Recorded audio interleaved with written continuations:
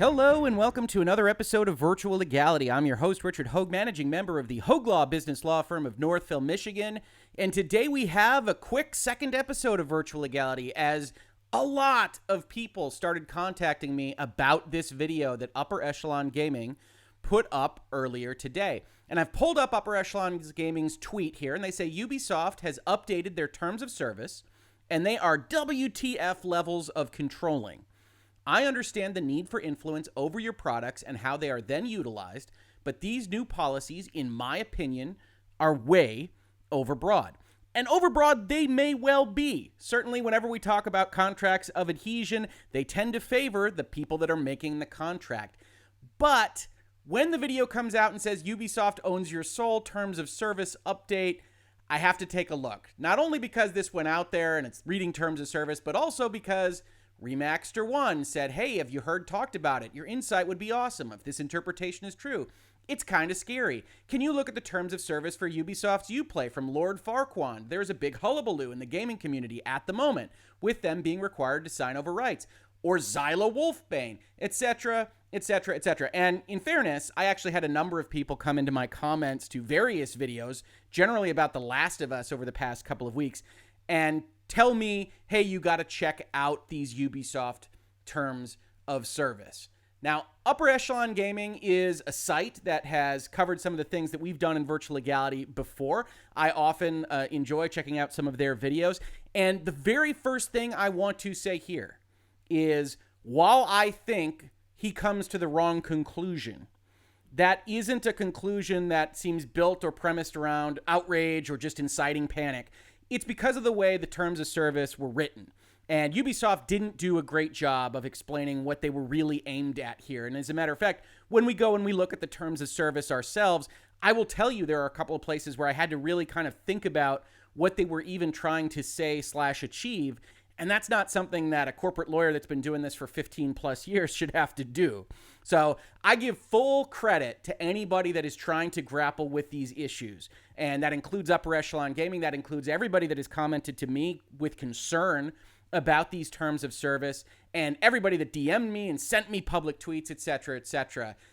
I am happy to tell you that it's not nearly as bad as it appears. No, Ubisoft won't own your soul. Don't panic, as Douglas Adams used to tell us in The Hitchhiker's Guide to the Galaxy. And while, as Upper Echelon Gamers points out towards the end of his video, this is a mandated policy acceptance if you want to continue to use Uplay and the Ubisoft products that you've already purchased. It's not great. Contracts of adhesion never are, but it's not this big sea change for what we can expect in licensing terms. Now, the fundamental issue that Upper Echelon has here is they go through the terms and conditions and they say it looks like Ubisoft can take any kind of personal likeness rights out of anything that you do when you put a Let's Play on YouTube, when you do any other streaming, and that goes in the face of what Ubisoft has previously supported. And can you imagine somebody just taking your face off of a stream and putting it in their marketing campaign or doing who knows what with it? And I totally agree. That would be horrible. But the defined terms in this terms of service document actually makes that unlikely. That isn't what these actually say. And in order to understand that, we have to dive into a number of sections. I will try to do what we do in Virtual Legality and make it as palatable as possible. But as I said before, I don't blame anybody for not being able to kind of dig through this level of legalese. And one thing I will say is Ubisoft has done an absolutely terrible thing here. And they have divided their terms of service contract into these various sections that you click up and down. But if you aren't familiar with contracts, every time you see these quotes and capitalized terms and boldened here, that's a defined term that they can then use later. So this green spot here, which is the most important thing in this entire section, and the reason it isn't the cataclysmic apocalypse that Upper Echelon and some other folks have feared that it is, all lives in the capitalized word services, which you will note here is not defined in this section because it's defined up here. But if you never clicked on this, you wouldn't even see this definition. So I can't blame anybody for screwing this up. This is a terrible way to represent contract terms. But let's take a look at what services is actually defined as. This contract says the terms, this document, govern your use of Ubisoft's games, DLC, season passes, software, products, online and mobile services, including their functions and features, related websites, Ubisoft platforms, and the Uplay Plus subscription service. Those are capital S services under this document, and it is what you would expect. It's their games, it's their services, it's their DLC, it's their platform. When you sign an agreement or agree to an agreement, as in the case with digital contracts of adhesion, you're agreeing to it with Ubisoft. Ubisoft is only talking about their stuff. They aren't talking about Twitch. They aren't talking about YouTube. They aren't talking about forum posts or anywhere else that you might interact with the internet. They're talking about their stuff. Now, if we go to this section now, I think it becomes a little bit clearer what is happening. In certain services, that is a very, very important proviso. You, whoever's reading this, whoever is agreeing to it for the purposes of using Uplay and the software they've already licensed to you, you may create, upload, edit, modify, adapt, publish, and or submit names, images, design, skins, photos, videos, maps, music composition, sheet streams, activities, and other materials, collectively user-generated content, or UGC. And Upper Echelon and some other folks, I think, have zeroed in on images and videos and streams, because those are the ways we interact with the internet outside of the entire universe of Ubisoft. And says, oh my gosh, I think they mean to capture YouTube and Twitch and anywhere else that you might otherwise stream Let's Plays or what have you. But that's not what this sentence does. This says, in certain services, capital S, when you are directly interacting with a Ubisoft platform, we might let you upload stuff on that platform or in that game or through that service. And when you do, when you give us an image or a video or a stream in that service, we're going to call it user-generated content or UGC. And then everything else we say in this section applies to that stuff. And you might say, Rick, I don't know of any Ubisoft game that accepts streams or music composition / sheets. Although, if you're familiar with all these stories and you are very familiar with Virtual Legality, you know we talked about Watch Dogs Legion and how they were soliciting music compositions, et cetera, et cetera. But you might say, hey, we don't include those things in current Ubisoft products. That's not how you write a contract. You write a contract to have umbrella terminology if you're their lawyers. And you'll see that in the phrase other materials. This is designed to say anything you might create, upload, or put into our services, we're going to call that UGC. But just because you can't do that right now doesn't mean we're talking about YouTube or Twitch or anywhere else. We're only talking about things you put into our services. And what really puts paid to the lie of any other kind of interpretation here, and what I had to kind of grapple with when I was reading through this to prep for this video, was Section 6.3. This will help you understand how it has to be things that go through the services. This is stuff that is independently created from Ubisoft content. So they divide this section into stuff that uses Ubisoft content, that is a t-shirt with Rayman on it, or a video that is a cartoon with Rayman, or the Division characters, or an Assassin's Creed homage, or whatever it might be, to stuff that is independent from pre-existing Ubisoft content, that doesn't use anything related to what they already own. And this provision is very broad. It says, you hereby grant Ubisoft and everybody else related to us a worldwide license to use, copy, host, reproduce, represent, modify, display, distribute, publicly perform, publicly display, and in general, otherwise do whatever we want with independent UGC in whole or in part for any purpose. Without a limiting provision, if we don't have some kind of notion that UGC is stuff that goes into the services, this provision would appear to apply to anything you ever created in your life, anywhere and everywhere. And Ubisoft, and no corporation, isn't silly enough to try that. You didn't sign an agreement with a corp and they suddenly get the rights to your 9th grade thesis on the Great Gatsby. That's not what happens here. So then, as a lawyer, you look to say, and this was what threw me when I was originally reading through this, what are you using to limit what you're talking about with respect to UGC?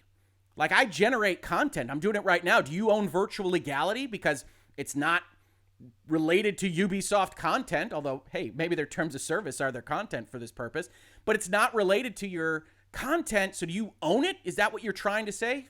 And of course not. UGC continues to be only those things that you upload in certain services. So when you start to get down into these issues here, we're only talking about stuff you give to Ubisoft. And now here's where I tell you that although this is overbroad, and although this might be frustrating to look at when we go through some of these terms, this is basically what they need to operate a software system that intakes user-generated content. First, they say, we are the sole owner of all intellectual property rights relating to derived UGC, which they define as stuff that you uploaded that you produce from pre-existing Ubisoft content. If you've been in Virtual Legality, you might realize that this is essentially derivative works. This is stuff that is related specifically to something that they have already made. And then you upload it, and then it's theirs. And they want to make sure that it is theirs. And so they say, you grant us a perpetual, royalty-free, exclusive, irrevocable, transferable, worldwide license to do whatever we want with it. And that's the end of the story for that.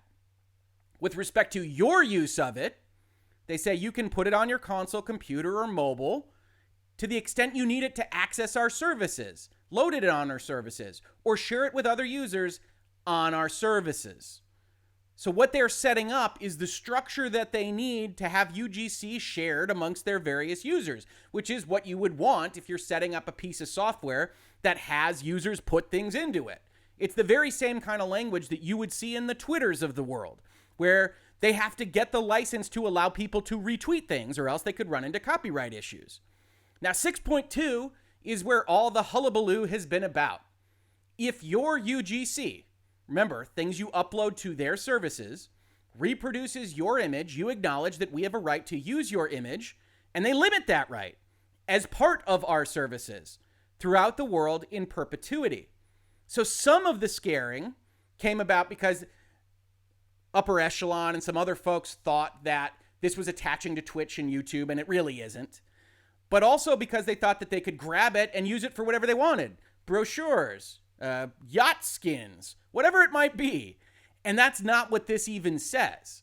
This says we can take your image that you uploaded to us and we can use it in those services. Now, ideally, this would be limited to only those services that you use to upload the thing, right? If you put it in the Division, maybe you don't want it appearing in Assassin's Creed. But Ubisoft is a kind of megalith, and what this does is it combines all their services. So if you upload something to the Division, yep, if for whatever reason that upload would be useful to them in Assassin's Creed, they can use it in Assassin's Creed. But they can't just put it in marketing materials that aren't part of the services. They can't just have it appear in ads on a billboard somewhere that aren't part of the services. Yes, you give them the right to use your image if you uploaded it to them, but they need that right to run the sharing process of their UGC. And then the second part is also necessary. If your UGC features the image of somebody other than you, you warrant, that's you promise to us, that you've received permission from that person to use it in this way, right? We're Ubisoft, and we need to be able to share it around. And if you just take a random celebrity shot that they didn't want to be involved with, Division or Assassin's Creed or whatever, we need you to represent that you have the rights to use that, or else Ubisoft can get in trouble. So yeah, this gets a little overbroad again, where you say, hey, you have to agree to indemnify us for the losses that we may incur if somebody complains. That's a little strong, but in general, we do want people on planet Earth to be thinking twice about uploading their friends' pictures onto an online service outside of their control. And at the end of the day, again, Ubisoft needs those rights to actually run whatever it is they want to run with user-shared content. So at the end of the day, I totally get being concerned about terms of service updates. Heck, I think a good portion of the content in Virtual Legality is based on addressing terms of service updates. And I want to encourage folks like Upper Echelon to continue to engage with these things, to have people out there that are concerned with terms and conditions changes, flag them for folks like Upper Echelon, folks like me, folks like Legal Eagle, or any other of your favorite YouTube lawyers to go over and to discuss these kinds of things. Because yeah, some of these are going to be overbroad, some of these are going to be bad, and they're always worth your consideration. But thankfully, happily, I'm here to tell you that what is being addressed in this section relates only to the stuff you give to Ubisoft of your own volition, and only relates to their being able to use it on those services themselves. So at the end of the day, I absolutely understand why people get worried about these things. I think that's a good thing, but you don't need to be worried here. That's been another Virtual Legality for today. If you like this, please subscribe. Tell other folks that we are here. We are very, very close to 9,000 subscribers. I would love to get there very, very shortly. So please tell anybody that you think might be interested in this kind of content that we are here, to subscribe, to engage with the community, to leave us comments. We love to hear from all of you. Many thanks to Upper Echelon Games for putting out the video, for going through and trying to dissect all of this legalese. This is not designed as a takedown at all. I think it's great that people are trying to do that. It's just, as a lawyer and reading these things, I don't think he got it exactly right, and I'm very glad to be able to say people don't need to worry.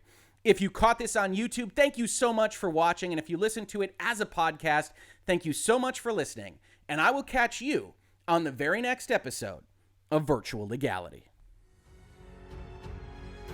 Virtual Legality is a YouTube video series with audio podcast versions presented as commentary and for education and entertainment purposes only. It does not constitute legal advice and does not create an attorney-client relationship. If you have legal questions about the topics discussed, please consult your own legal counsel.